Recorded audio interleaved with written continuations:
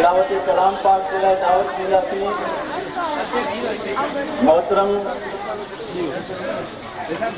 हाजी मोहम्मद हसीन खासखेली साहब के तो वचन ए तिलावत कलाम पाक फरमाई। मोहतरम हाजी मोहम्मद हसीन खासखेली साहब।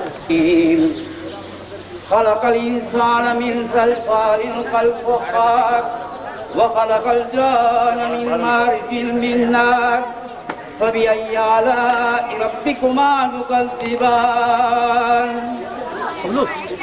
رب المشرقين ورب المغربين فبأي آلاء ربكما تكذبان مرج البحرين يلتقيان بينهما برزخ الله يبغيان فبأي آلاء ربكما تكذبان يخرج منهما اللؤلؤ والمرجان فبأي آلاء ربكما تكذبان وله الجوار المنشآت في البحر كالأعلام فبأي آلاء ربكما تكذبان صدق الله العظيم.